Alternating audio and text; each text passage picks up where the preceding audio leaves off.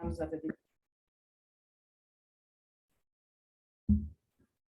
everybody hear me? We'll call the meeting to order at 6:04. Thanks for your patience. Hopefully the technology will hang in there with us. So welcome everybody to our regular building committee meeting. And Nancy, you have attendance. And we have a quorum here.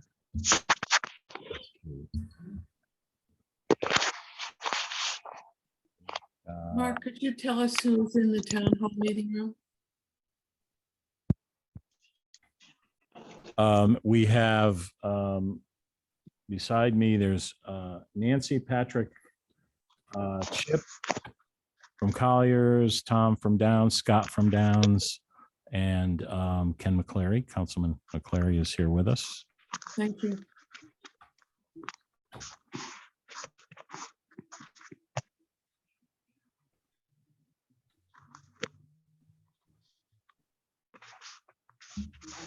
We're waiting. We do have a quorum. Okay, thank you. We do. Okay. All right. So under old business, we have minutes from June 28th, which have not been distributed yet. Do I have a motion to table those? So moved. Moved by Oh, Mr. so Pike, moved the table. seconded by Patrick. Thank you very much. All in favor of tabling, please signify by saying aye. Aye. Any nays? Okay, approval of minutes is tabled. All right, let's go to our new business. We have a lot of information. We're going to hear from Downs. I will tell everybody that Tom from Downs and I reported to the Town Council Admin and Education Subcommittee last Monday, just sharing everything, the partial information that we had up to that point, because we want to keep everybody informed of where we're at as we gather information after the bids have come in. So I'm going to turn it over to Downs Construction, Tom and Scott, to take us further on that road. Okay, Gentlemen. thanks, Mark. Our partner, Anthony, if you can control the screen and if you can share. Yeah, I think it's on. Can everybody hear me okay? Anthony, are you able to share the screen with our two handouts?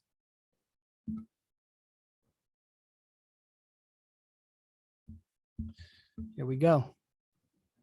Anthony, just go to the, yep, that one, and then maybe just zoom in a little bit.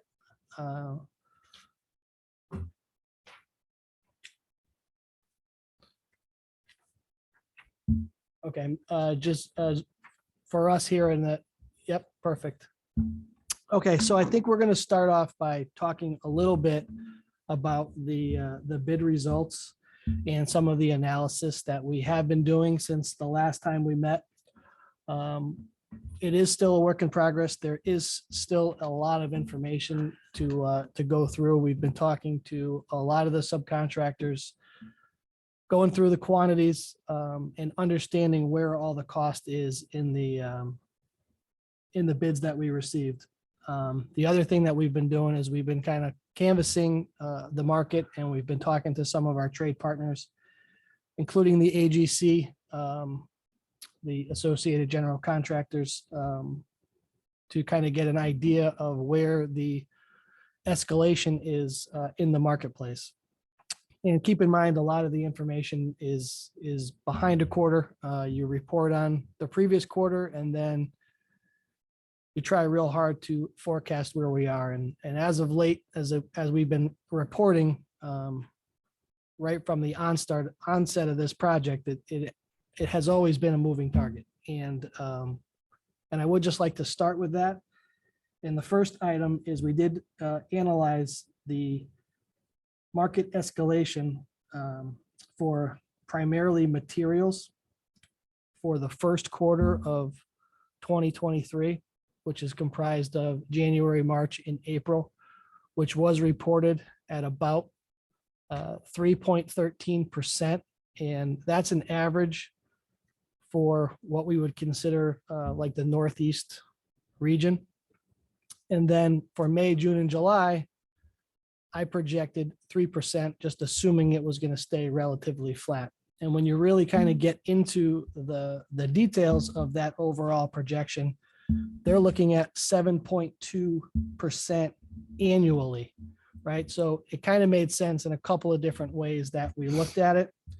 And there's a couple of things to highlight specifically, and that is the cement, concrete products, structural block, gypsum materials have all increased through the month of April, 13.7%, concrete 12.5%, structural block 13.5%, and building materials, gypsum building materials, which would be our drywall, 12.1%. So that when you annualize that over a projected year, it averages out to in that 7 to 8% range. So we tried to kind of narrow that down into what would be considered the first quarter and kind of looking at specific areas. The other interesting thing is that the structural steel and some of the lumber prices have stabilized, and that actually vetted out pretty accurately in our bid results for the structural steel package. If you eliminated the bridge from the comparison, we would actually be under budget for the structural steel package. So, a lot of these numbers really need, some interpretation, but just trying to kind of be general and to provide a high level overview of kind of where we see the market, specifically what was reported in the first quarter, and then trying to project the second quarter, which is right where we bid this project. And also keep in mind that the subcontractor market is trying to project escalation through at least the midpoint of our construction projects, which for Prosser would be, in the 8 to 9 month range, which would push you into, 2024, and then McMahon, 5-6 months, which would be to the end of beginning of 24 as well. So all of that information and all of those costs are in the bid numbers that we received. So we do think that was a substantial proponent to where we are. And Anthony, if you zoom out just a little bit, because the videos are in the way there, I hope everybody can see that. About $24.8 million of trade budget work was done, was bid. And with the below the line markups of another 6%, keep in mind that everything kind of is cumulative. That equates to about $3 million of our total overage. And then you kind of look at the labor force and the labor surcharge, and as that relates to escalation, our market is very busy right now, and there is a surcharge that we're seeing added to labor. And we did an analysis of what we think the total, full-time employee hours would be for both Prosser and McMahon. Prosser about 100,000 hours, and McMahon, in the magnitude of 35,500 hours. And that's 10%, not 1,010%. With a 10% surcharge of the labor efficiency based on the labor pool at an average of $125 an hour for 13,000 hours is about $1.7 million. So between the labor and material escalation, $4.7 million is likely attributable to the total overage. Then we go into two more categories, which we're categorizing as additional scope that was not previously included in our 50% CD budget. And that equated to $1,388,000. Keep in mind, this is just an abbreviated list of the items. We have a much more detailed list being comprised, but these are some of the larger items that should be noted as it relates to additional fire rated glass and glazing assemblies. The millwork scope increased. There was a significant review with the building department for the permit set of drawings that ultimately translated into additional spray fireproofing and intumescent paint. There was added masonry precast, glass folding partitions, concrete slabs below pavers, and acoustical wall and ceiling panels. Now, obviously, some of these items are must-haves. They're related to fire code, acoustics, sound, but it is important that we highlight what the differences are from the estimate that was prepared versus the contract documents that were put out on the street. And then there's a category of underfunded budget line items, such as the bridge at Prosser. We had that budgeted at about 600,000. That came in at $1.3 million. And we're working to reduce that through some value management exercises and to open up the specifications for more manufacturers. But that's a good example of the fact that we did have a bridge, we did have the scope, we just didn't have the right value for the scope. And that was similar for some of the exterior siding at McMahon, the light fixture package for both projects, and the electrical branch wiring and distribution on the electrical side was over budget as well. There are other items such as landscaping that we carried allowances for, and then ultimately the design was finished. And all those items are looked at and they can continue to be reviewed. But that kind of gives us a snapshot and a little bit of a roadmap as to how we got to essentially $8.8 million. And keep in mind the 8.8 assumed the $1 million reduction in the budget. So we were able to substantiate about $7,657,000 of the overage. Mark, I don't know if you want to open it up to questions. Yeah, at that let's point. stop A and lot open to up to digest. questions on what you presented so far on how we got here. Nancy, can you help me out with the Yep. raise of hands here? Questions for Tom? Stop sharing the screen for me. It's Anthony, easier. can you stop the screen share? I don't see any hands, I right? don't see these. No hands?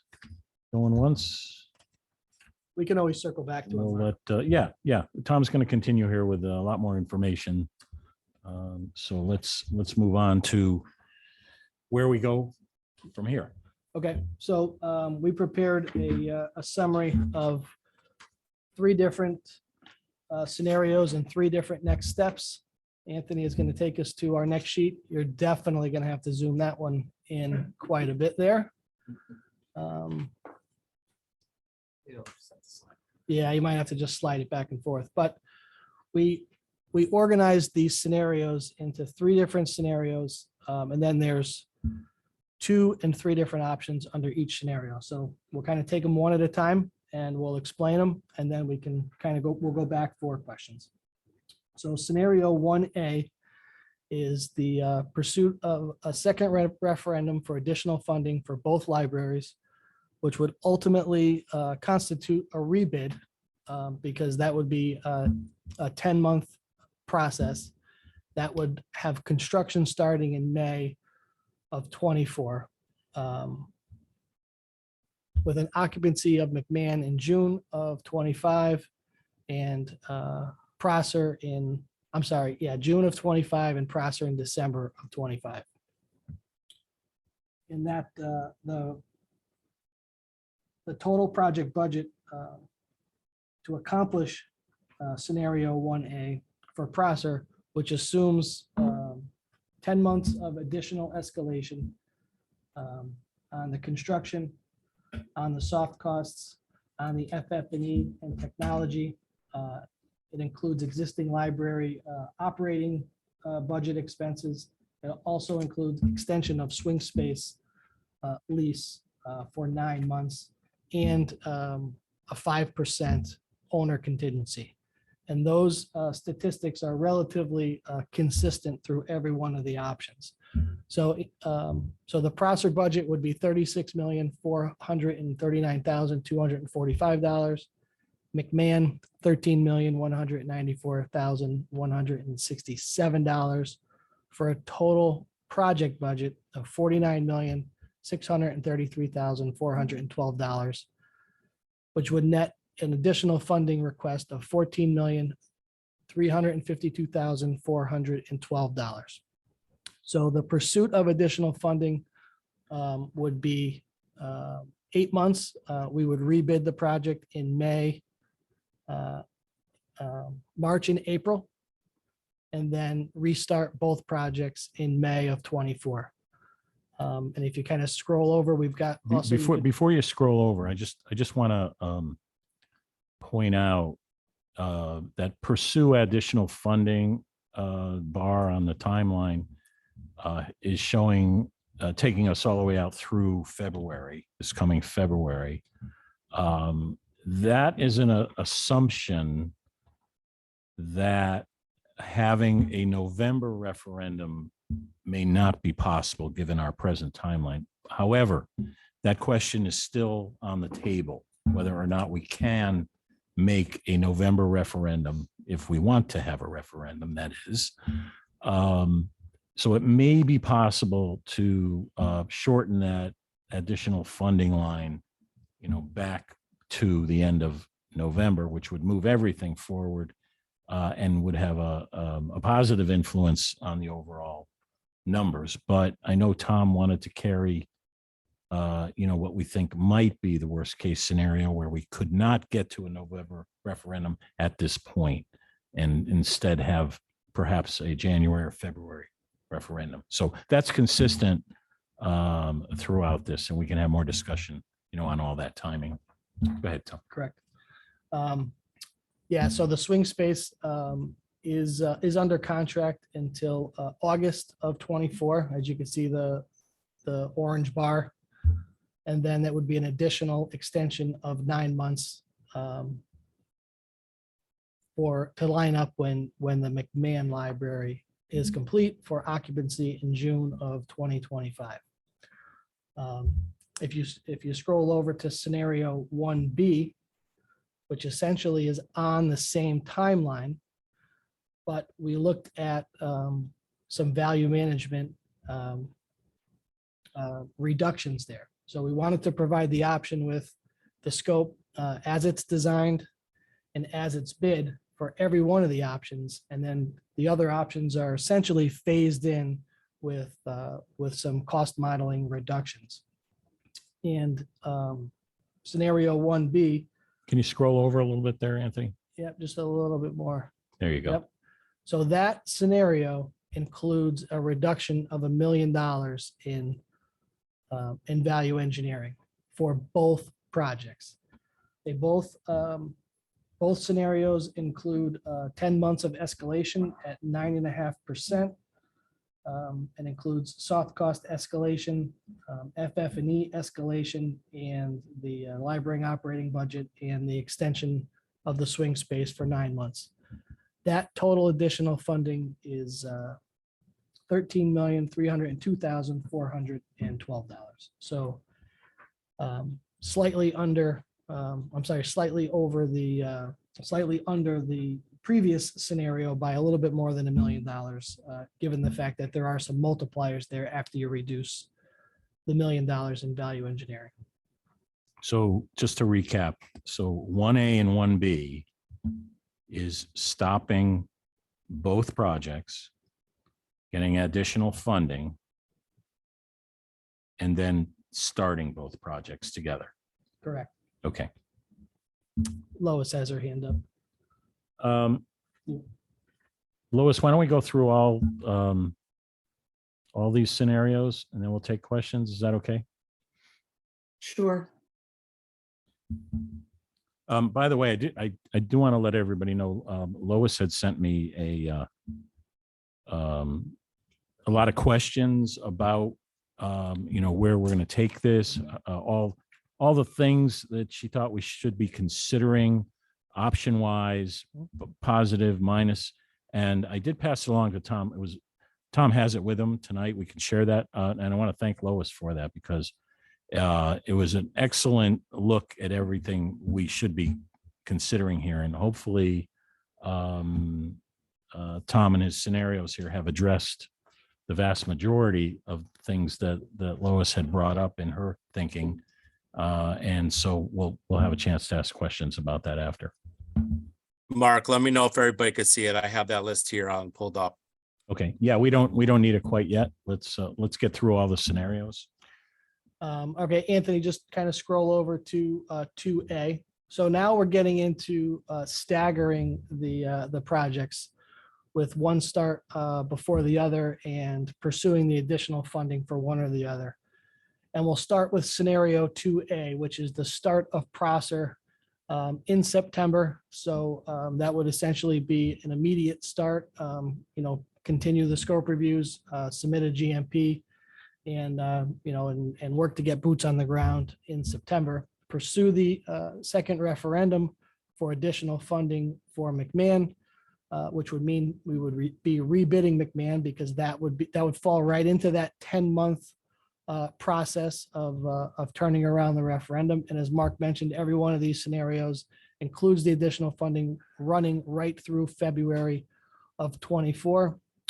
And then Prosser would have an occupancy of April 2025, and McMahon with this staggered start would be complete in June of 25.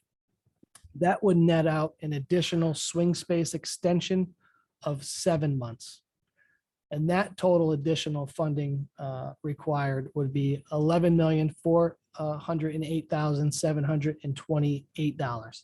Again, all these numbers include the projected escalation, includes escalation on furniture, technology, soft costs. The only thing different here would be the lease reduction from 9 months, from 9 months to 7 months. And then scenario 2B starts to phase in value engineering. So the value engineering exercise for this scenario would be to look at McMahon for a potential reduction of $250,000, leaving Prosser as is. And that would net an additional funding request of $11,218,228. Occupancies start and stop would remain the same in all three of these scenarios. All three of these options for scenario 2. And then you move over to 2C, which would be to not only start Prosser in September, but also look at value engineering, which we're comfortable doing as we're getting started, because the early activities in this construction schedule aren't really on the high level list of priorities for value engineering because they're demolition related and structural related. And, without changing the building substantially, those tasks and that scope of work would ultimately remain the same. So we do feel that we have time to value engineer Prosser, given the fact that we would be starting it in September. So this option C of scenario 2 factors in $1 million of value engineering, which reduces the additional funding to $10,430,728. Okay, so to summarize the scenario 2 and its options means we would start the Prosser project immediately and then pursue additional funding for McMahon. And the options there are how much value engineering we can get out of either project. Maybe only McMahon or attempting to get value engineering out of both of them, right? Correct. Okay. And then the last scenario and the last three options is to stagger the start of Prosser and start McMahon first. Keeping the 10-month pursuit of additional funding. We would start McMahon construction in September.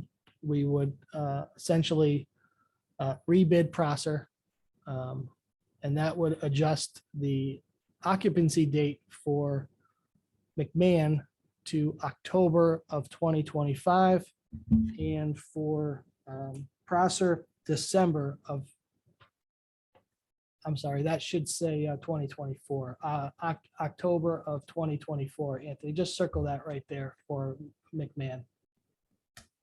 Too many iterations. See it?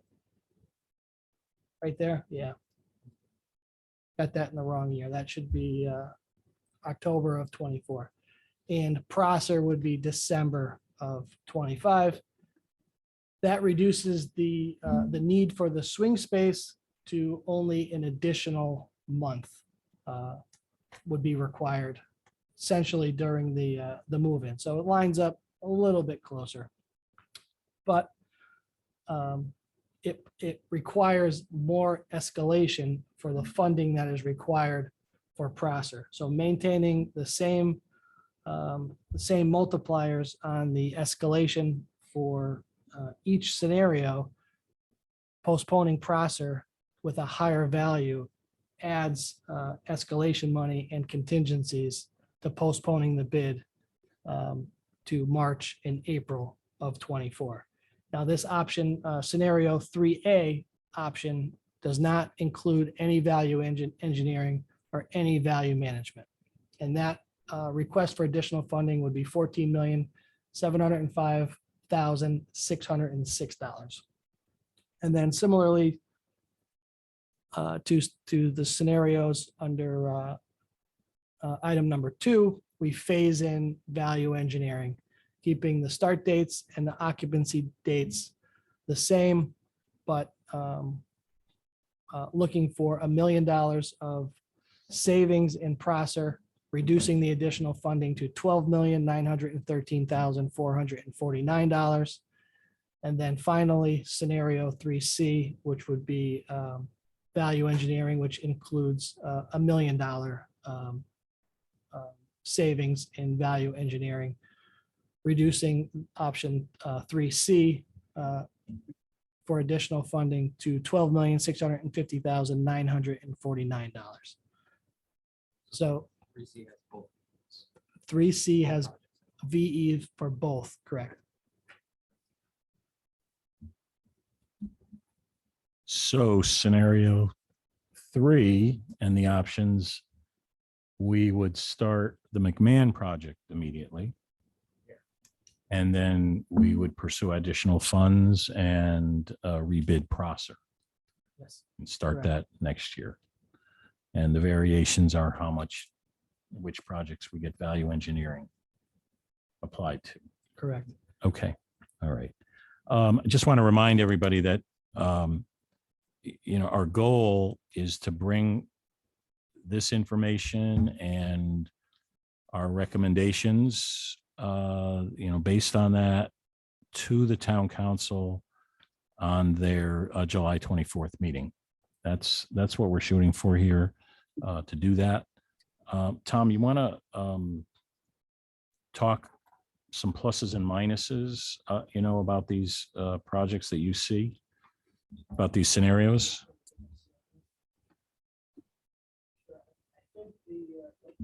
I think the most risky option is scenario number 1, because the bids that we have in hand would essentially expire, and the competitive nature of that bid process, we would be essentially going out for rebid for the entire for both projects. So the escalation that we've included in this would be that much more critical, that we really keep our finger on the pulse for that. That does extend the swing space 9 months, and that that puts the libraries in the swing space through May of 25. And those costs are built into your And numbers, those correct? costs are built in. Okay. And you'd be, we'd be pursuing additional funding for both projects. Scenario 2, has the least amount of risk for the town because Prosser has the higher value, and we would be securing the trade bids, and the risk with escalation over 10 months is significantly less. This option does reduce the swing space by another 2 months. So, that is a pro to scenario 2 versus scenario 1. And I am confident that we can value manage these projects to at a minimum of $1 million. So, from our perspective, the value management exercise that we have in the scenario Cs of both 2 and 3, we're very confident in.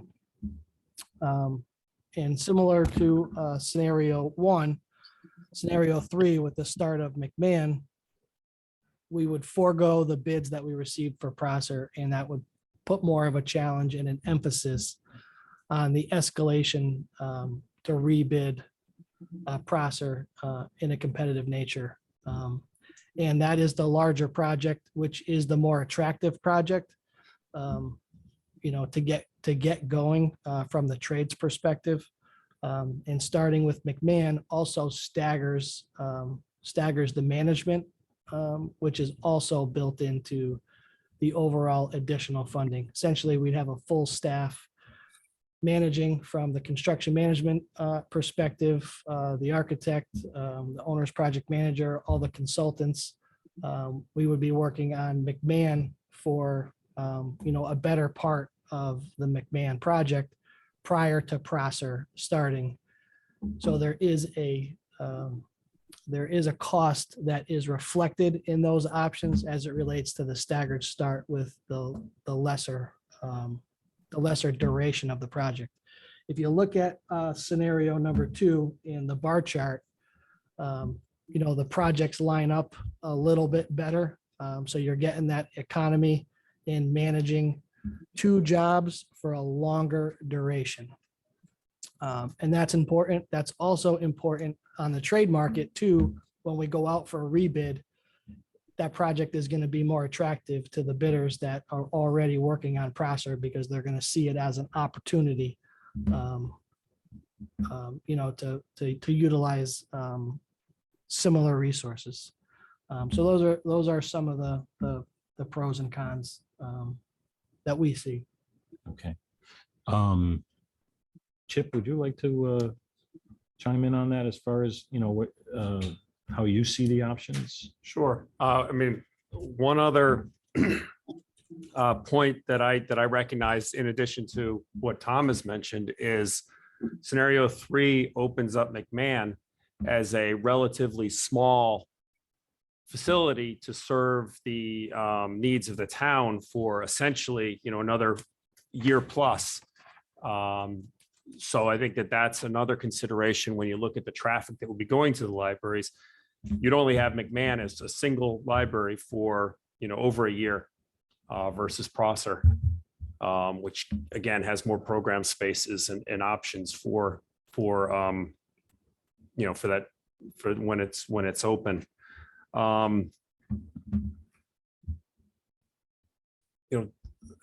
Unfortunately, none of them are great. I think everybody knows that.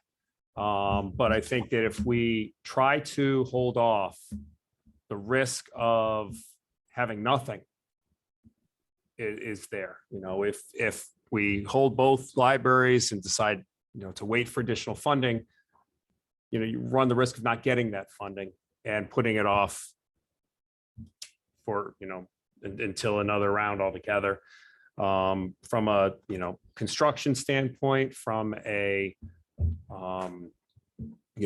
project management standpoint for the entire team, scenario 2 seems to be the best of the 3 options. And, but I know that there's many other considerations to go besides just that. Right, right. Okay. And I do want to let everybody know that in addition to finding out whether a November referendum is desirable or even possible, we don't know that yet. That is in progress. And we also don't have full interpretation from bond counsel on the freedom of what we can and cannot do in relation to the referendum question that did pass. That's under consideration as well. So I'm just thinking ahead a little bit here. There's a lot of information here to absorb. More to come. I just want to float out there now the idea that since our goal is to meet with town council and inform them on the 24th of the month, that we do in fact go ahead and plan for a special meeting of this committee 1 week from tonight on the 19th, after we've had a chance to answer these other questions. And the numbers presented tonight, Tom, they're not finalized, are they? I mean, you're still working them a bit. So, I mean, these are not final. Yeah, Final they are still numbers. fluid. Yes. Okay. Yep. So there's still a lot more to come. But I want to have a healthy discussion about all this, get all your questions out, comments and so forth. So let's open it up to the committee for questions. And Mark, just a quick update. Next Tuesday and Wednesday, both of the parties are having their caucuses for endorsed candidates for office for this fall's election. Democrats are on Wednesday at 6 o'clock. The Republicans are on Tuesday. Bye-bye. okay, well, we'll have to take that in consideration in scheduling a special meeting then. Thanks, Bob. Hands? Ava? Yeah, thanks, Mark. Am I somehow co-opting Lois here? Because I would rather not do that. Lois does not have her hand up, so we'll let her go next. Well, I know she had asked her questions in advance. She's good. Okay, Thank you. so there are a couple of things here. I looked back at the precise wording of the referendum for the bond authorization. And I suspect that what you're going to find from legal counsel is that the language of the referendum said libraries, plural. Also, outside of that wording, every single thing we told the public said 2 libraries. So now that begins to beg another question. Knowing from my own experience, educational background, et cetera, exactly what the odds are on referenda, particularly in a year with a tax increase and a lot of other factors. What happens if the referendum fails and we do not have the money for McMahon? Then what? This committee's charge said to build this building with an eye to service. So aside from some assumptions about library operational issues that have been made without Elizabeth being at the table there, what happens then? And that's what we need to know here, because we gave our word. We told the public something very clearly over the course of months. And now we're making that a question of risk, and a risk to the population that is most fragile, is least served, but is still paying taxes. So what happens then? That's my question. Wish I had an answer for that. Things don't get easy when you don't have. But those answers are going to be demanded by the people that we promised this to. Well, you're So just we're as gonna need capable that as anybody answer. else is predicting what might happen. I mean, if we don't have enough money to do both projects, then we can't do both projects. So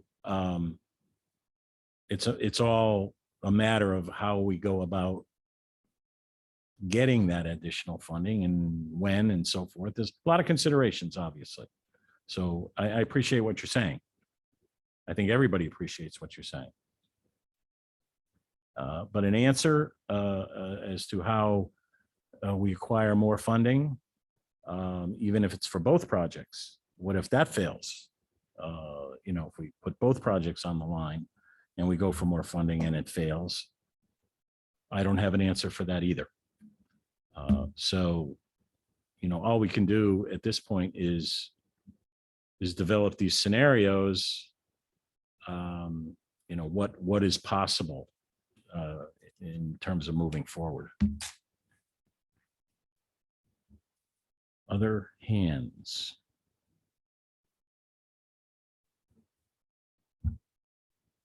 Everybody's quiet out there. Lois, please. Mark, mine was a simpler question. I was just wondering, where does the library grant come into this? And I guess if we're not going back to the first steps, it comes in nowhere. Is that right? That is correct. That And is so correct. if we're pursuing the path that we're on and trying to get more money so that we can accomplish it, we have to assume there will be no additional library grants.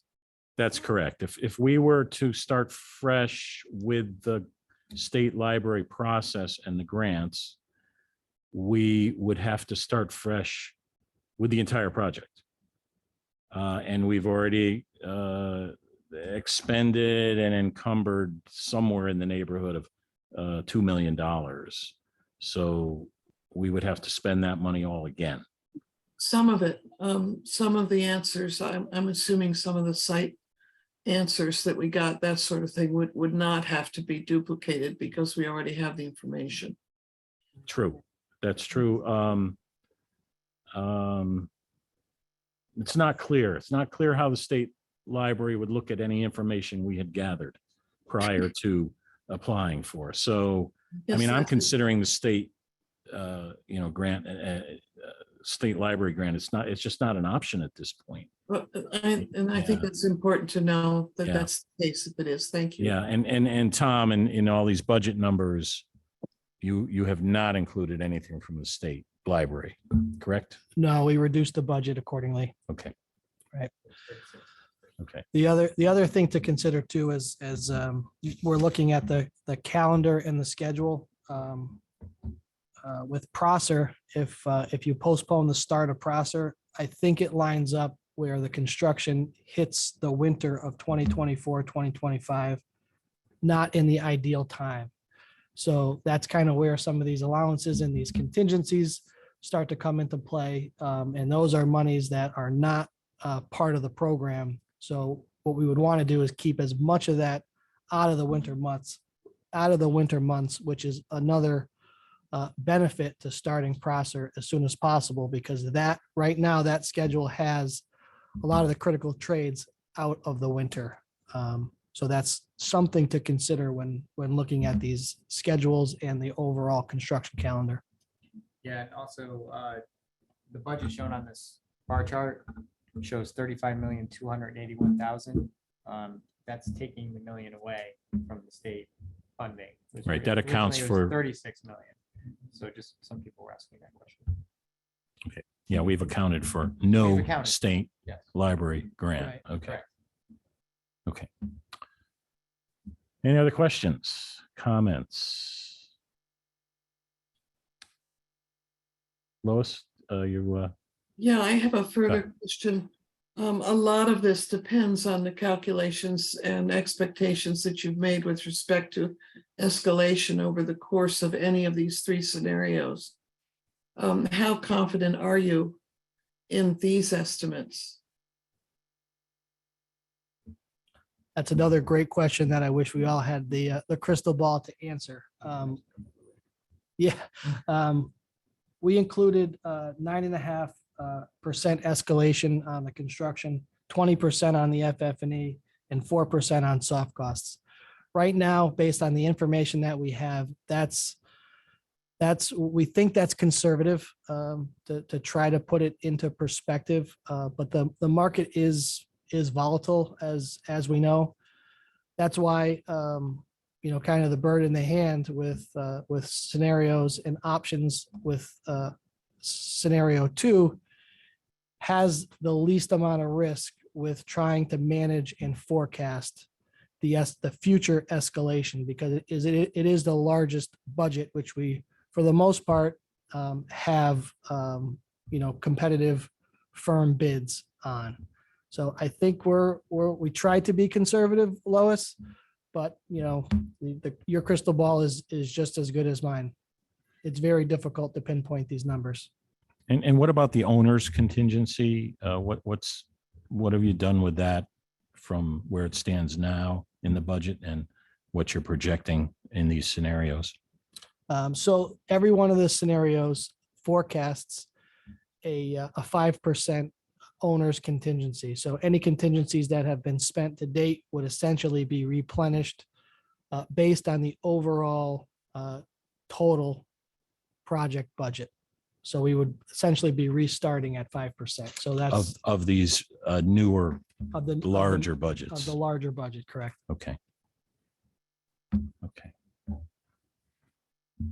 More questions, comments?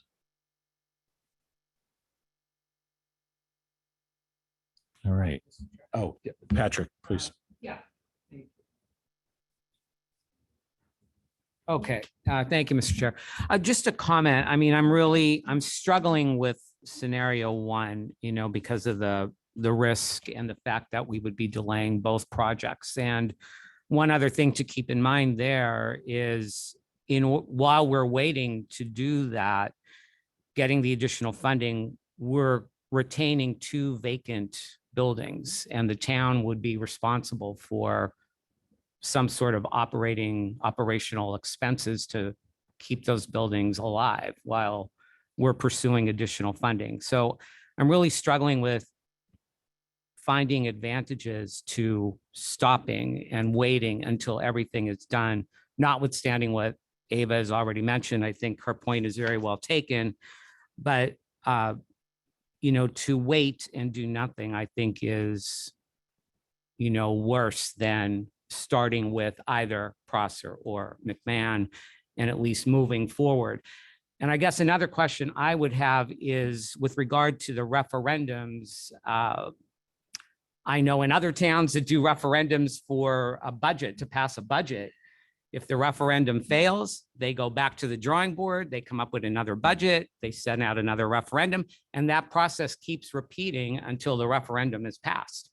So my point here is, if, to Ava's point, a referendum fails, why couldn't we go back to the drawing board, look again at value engineering, look again at the expenses, look again at the time frame, and pursue a second referendum until we get a referendum that does pass?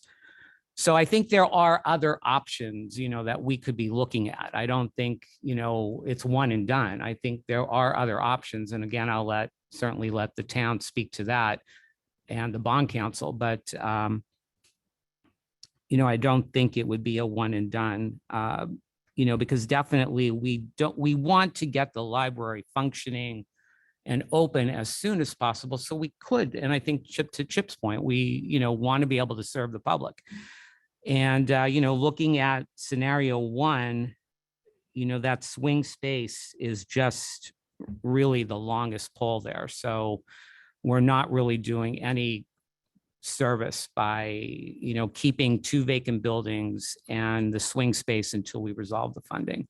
So I'm just struggling with that option. So that's my comment for now, but I certainly think there are some more pros and cons that we could go through. And, a lot of this would be contingent upon the referendum.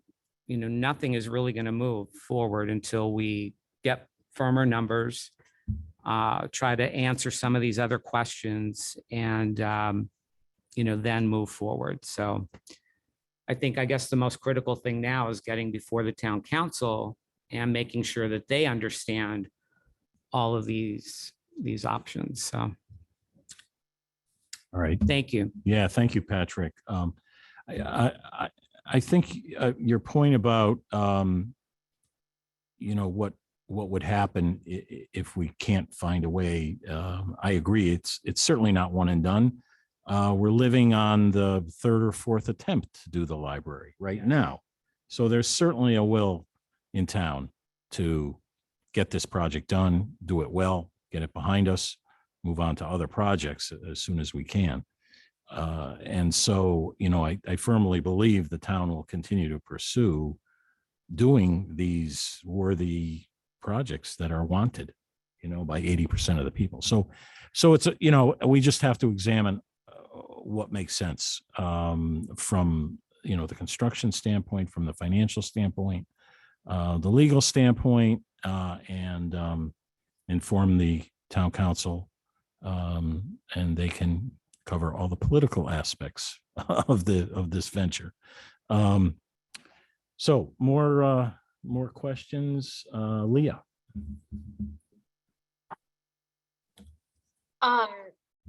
When we talk about doing, what is it, value added? Value management. Value management. Thank you.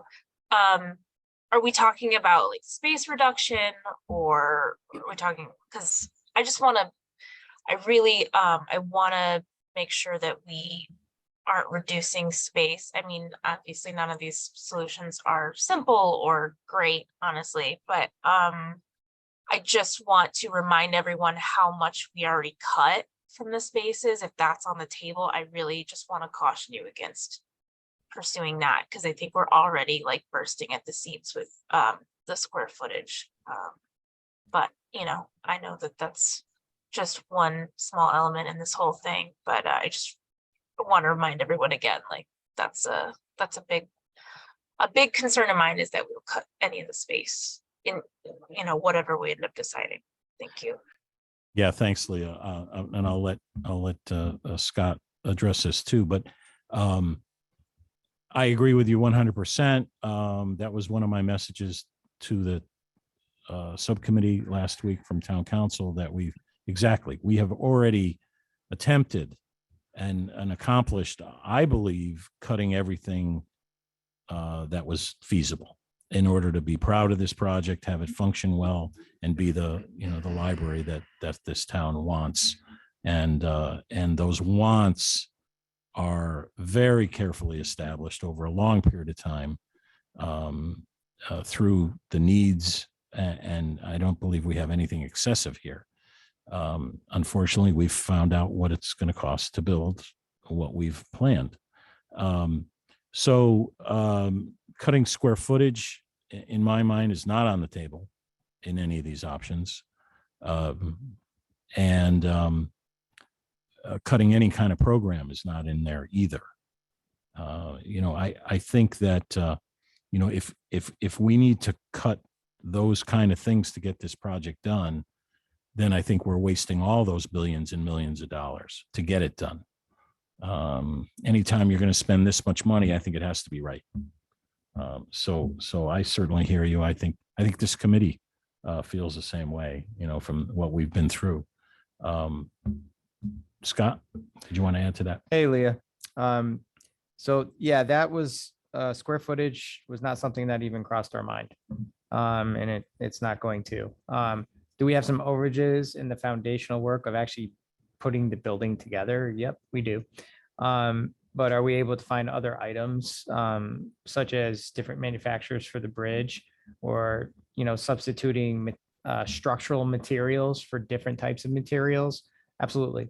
And those numbers are reflected in, in the numbers in Tom's graph, with the additional funding that you're going to need to be able to afford to build either project or both. And both projects won't and can't happen at the same time. It's going to have to be a staggered start, is what I think is going to happen. It's just my analysis. I know Patrick has his, and at the moment that's mine, in order for this to work. But no, square footage is not something that crossed anybody's mind. Thanks, Scott. Ava? Yeah, having heard this, I just have a question or two about exactly how this works. So the numbers that we're seeing there do not include some other possible reductions, not in space or programmatic issues, but what if the obvious large number, what if the committee decided not to do the bridge and just say, okay, everybody hit the sidewalk? That's not included in these numbers. That's not an assumption that has been made. So that if you did something like that, that would reduce the amount of money that you would have to seek from additional funders or from a referendum or both. Am I getting that correct? That would be correct. Yes. Okay, yeah, that was, part of it is not knowing the technical language there. And so any other information that you gather before this would actually go to the construction of a number that the council would have to decide on whether or not to send to referendum, any other cost reductions you find would then also come off that number? Any, value reductions there? That's correct. And I would expect at whenever we do have this special meeting before the 24th, that Downs can share that list of items that they're thinking about. I know they've been talking with TSKP, trying to be very careful about not affecting acoustics in the building, not affecting, any functionality, and just looking at the reduction of some level of finishes in some places. There are other items I know you've been looking at as well. But that will be shared with everybody. We want to know, we want to know what those items are under consideration. And I think that it sounds to me like the $1 million that you would hope to, cut off a Prosser is a very conservative approach, percentage wise and, from a scope point of view. So maybe there's more. And then the whole idea, I'll repeat it, the whole idea of that if there is a November referendum instead of a February referendum, some of those percentages added on for escalation and so forth would be reduced from the time savings as well. That would be our best case scenario. So we'll be looking at all that in our next meeting to do that. And I also wanted to say to you, Mark, that I appreciate the fact that you spoke to the admin and ed subcommittee on behalf of both projects. And I appreciate your public support of them at this point. That's everything to a very great section of this town. Thank you. Well, I hope we've all learned something and we've become one team, to accomplish this. We have a vision, and I think we have to do everything we can to make that vision happen and be very positive about it. I think that's really important. The other, it was honestly a little risky to go in front of town council subcommittee because we don't have all the information yet. But we want to be transparent about it and share everything that we do have as we gather it. So there will be plenty of time for questions to be asked by the public, by the council, as we move forward. We just want to make sure we gather all the information we can. So those questions are based on everything that we know. More question, Lois? I look at the difference between 14 million and $10 million. And I think once you've gotten to $10 million and you're not sure where it's coming from or how you're going to get it, maybe the difference isn't that great if you're trying to get the best possible arrangement for the town. I appreciate the listing of the scenarios and understanding how the construction may save money if one goes before the other. I get that. What I'm not hearing that is what happens if we get none of this money? Can we then rethink the project completely? The memo that I sent to you had suggestions about doing that, but is the thought that we would not entertain that because we have arrived now at something that we think is going to be very good for the town And we should make every effort to bring that to fruition prior to thinking of any outside the box things. Is that where we are? I think that's a good summary. I for one don't want to look at a redesign until we know it's impossible to do what we've spent the last 3 years trying to do. I think we've got to play it out and try and accomplish all of these decisions that we made and make them happen. I don't think any of us regret any of the decisions that have been made in regarding site select, all the things we've been through, site selection, what's in the job, what's out of the job, you know, how big are the buildings, you know, all of that has been scrutinized over and over and over and over and over again. And so I, for one, don't want to give up on that until we exhaust it. And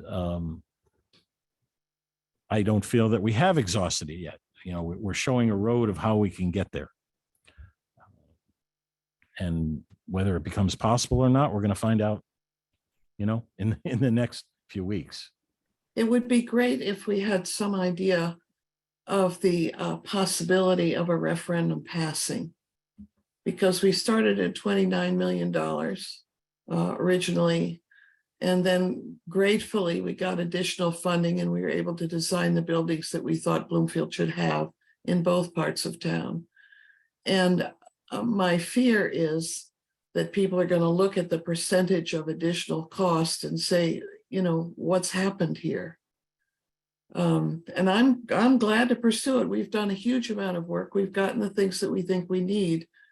I just hope there is some real hope that there is additional money, whether it's 10 million or 14 million. I mean, by the time it looks like that, I don't know what the difference is. And I think those are the questions that need to be answered. You know, what does that additional money really mean to taxpayers?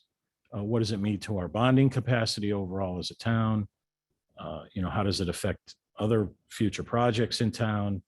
And I think all that will be addressed in going through this process, so that it's not simply an emotional decision of, oh my God, how can we be spending that much money on the libraries? You know, I for one can't comprehend the money. I don't know that anybody really can. You know, when you look at it as a lump sum like that, but when you apply the parameters to it, you know, how does it affect our bonding capacity? How does it affect our ratings? How does it influence, you know, the effect on taxpayers? Those are the real parameters to looking at these numbers. And, you know, I'm trying to keep emotion out of it. It's hard. It's hard. We're so disappointed at where we're at, but we're trying to build in one of the hardest times I've ever seen, you know, in terms of inflation, escalation, labor, it's a perfect storm, you know, materials and labor, and shortages of everything. So it's really hard to pin this down in this hurricane of a climate. So I think we just got to work and try and stay on the facts, stay on all the facts, and see where it can take us. Because the town wants the libraries. We know that. 80% voted in favor of this. And I think if we can spell out all of those parameters again, people can make intelligent choices on whether or not we're going to move forward with this. More questions, comments? Are we depressed enough at this point? A lot to take in, a lot to take in. All right, so I thank Tom and Scott. I don't think they've gotten a lot of sleep in the last couple of weeks. A lot of information to go through. So thank you for that. Tai Sue and Richard have been sitting patiently in the corner of the screen. Thank you. What can you guys share with us? Well, I'm depressed. I don't know if Taisu will say that too, but we're optimistic. We had some very good working sessions with Downs. Tom has done a tremendous job trying to explain a complicated matter and present some scenarios for the committee's consideration. We were talking about doing some value engineering and after some back and forth, I think Tom's target of about $1 million, if I remember correctly, seems to be realistic. And we were careful not to accept some suggestions that might compromise acoustics, for example, or some fireproofing, because that's a building department requirement. So we have some work ahead of us. I know that Tom is going to continue to work with us to try to refine the numbers. I know he's also going back to the trades to see if something could budge there. But you're in a tough spot, you really are. There's not much I can add, quite frankly, but Taisu, you want? Well, I just want to say, I agree. It's a very tough time to build something. Now we are in this situation, and Tom shared with us some of his idea where we might be able to cut some costs. I have reviewed that, and some I agreed, some I didn't agree, and I like to say I will defend every area where really function is important and also visually very important. So I think cutting 750 from Purcell and 250 from McMahon is not gonna change much functionally or aesthetically. We have to work toward a place where we can cut without some major visual effect or functional effect, and we will look at it, but we will defend what we have done, and we will trying to make sure this project is very proud and a good project. So I think that $1 million from both projects is doable, and I think we can do without damaging the project. All right, questions for Richard or Taisu?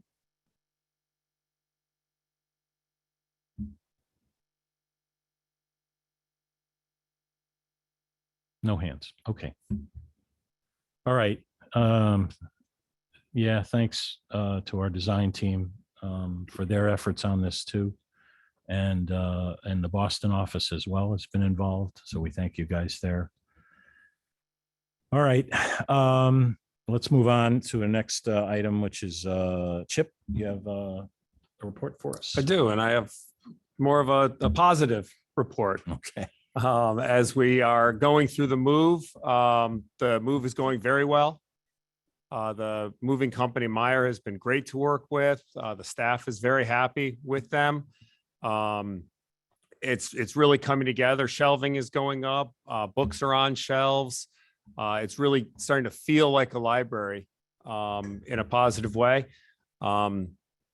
It's looking like some concerns about storage area are covered. We're able to get all of the pallets. It's looking like we're gonna get all of the pallets into the aisleways of where the cubicles are, so we will not have any additional storage costs.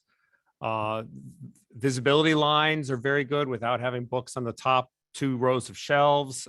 You really can see exit signs and you know, all of those egress concerns. I think I think we're going to be in good shape. The space is beautiful, and you know, everybody's working hard to, you know, pull the 2 libraries together into the one temporary space, and I think it's coming out well. Great. Questions for Chip?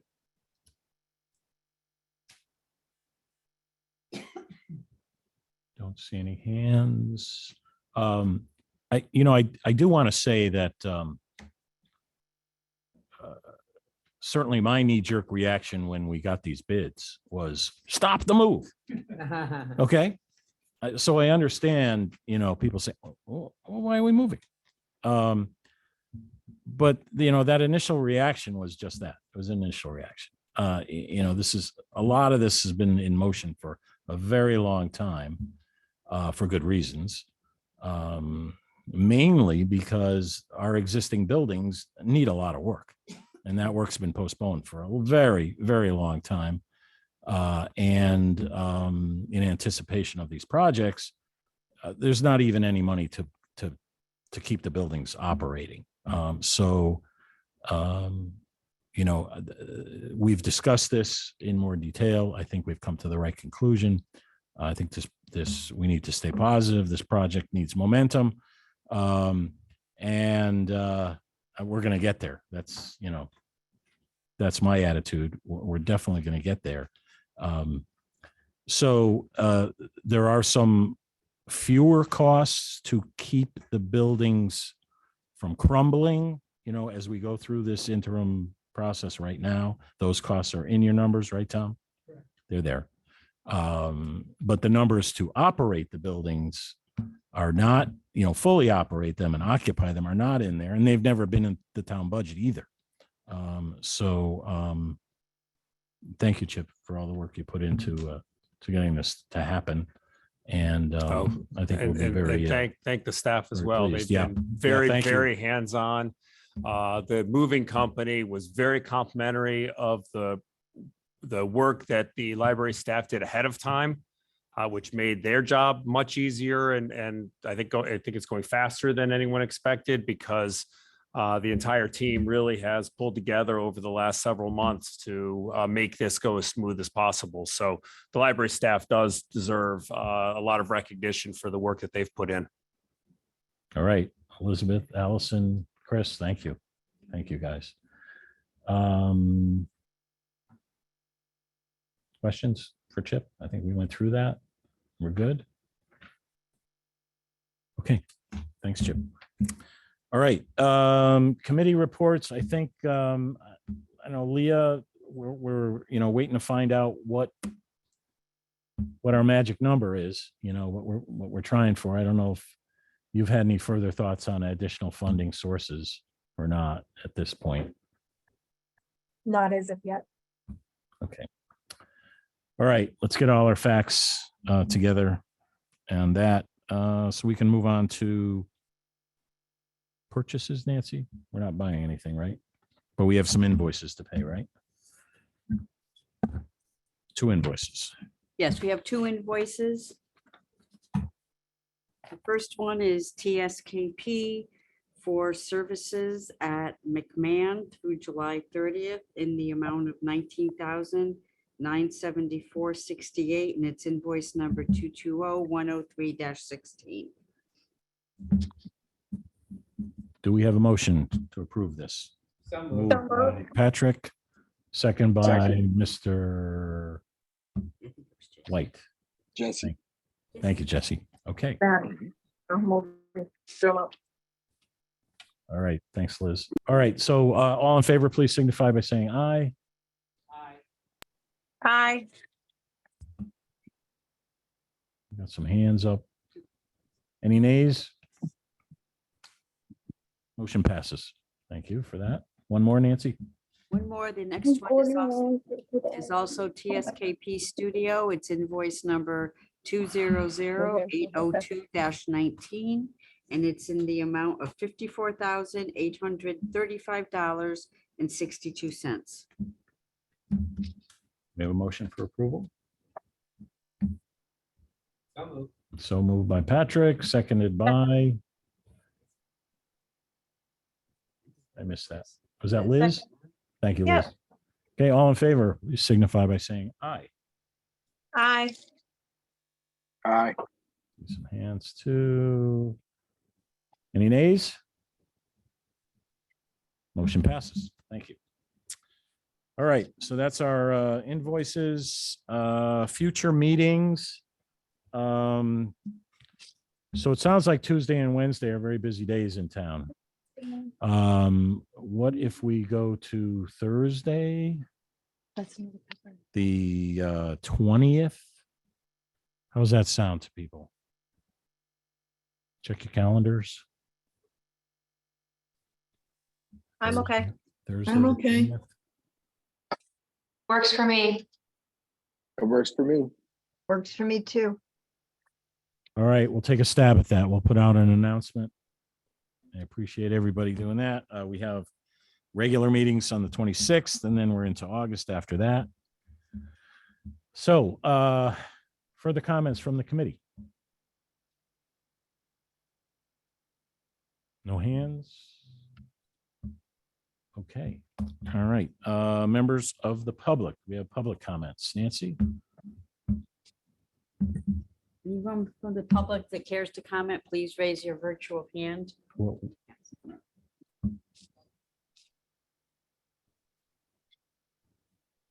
No one virtually, but there are We some have- people in the room that have some. we have a live hand here. comments. Yeah. Okay. Go ahead, Okay. All right. please. Thank you, Chair Wiseman. Kevin Goff, 5 Bear Ridge Drive.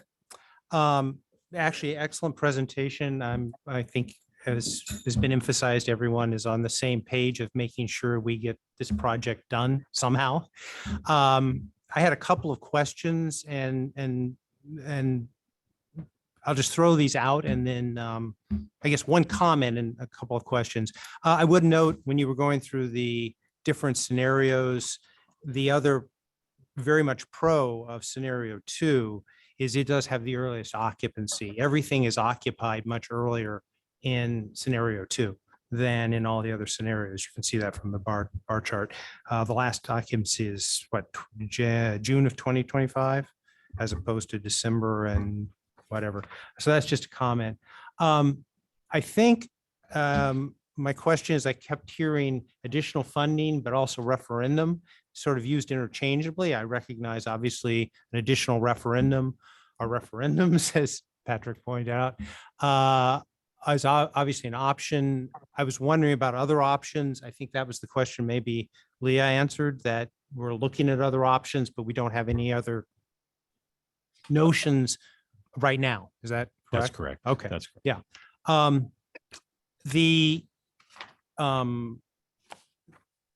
The question came up about the bridge across Wash Brook.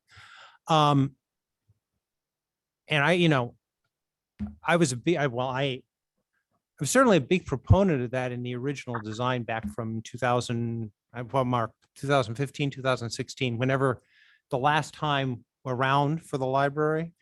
But that was predicated upon there being an east entrance off Tunxus and a west entrance that was directly across Wash Brook from the parking lot.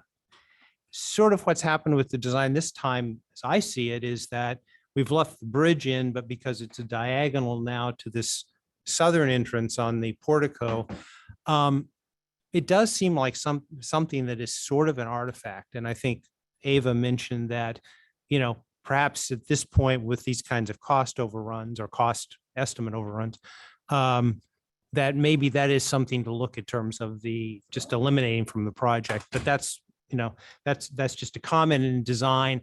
Is it now an extraneous thing? Because we're not going directly from the parking lot into the old, west entrance of the library. So I think that should be looked at. I realize a lot of the value engineering things were just more replacing materials and so forth. And I guess the last question is just a variation on what Ava sort of mentioned in terms of how this works. I mean, it seems to me anyway, that what we passed a referendum on was moving ahead with building 2 libraries. And it seems like, building a new library and refurbishing a library. I guess that's the right way to put it. It certainly seems to me that in all these scenarios, we're doing that.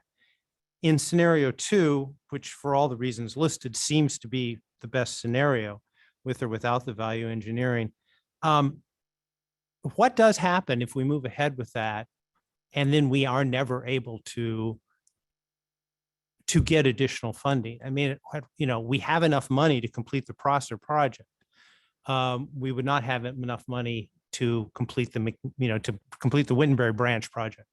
I don't want that to be the case, but I mean, I guess one thing I would like someone ultimately, not tonight, but bond counsel to opine on is if you go through this and make your best efforts, what happens if you can just, you know, what happens if you start a project but can't finish it? I guess that's the bottom line issue.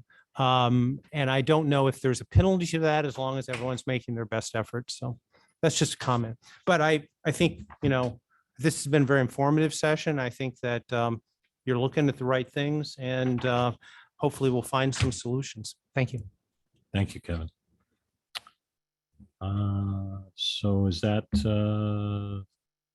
any other public hands? Don't see any. Going once? Going twice? All right, well, thank you, everybody, for attending. Do we have a motion to adjourn? So moved. Thank you. Seconded by Patrick. Thank you very much. All in favor? Please raise your hands and wave goodbye. All right. We are adjourned. I thank everybody again.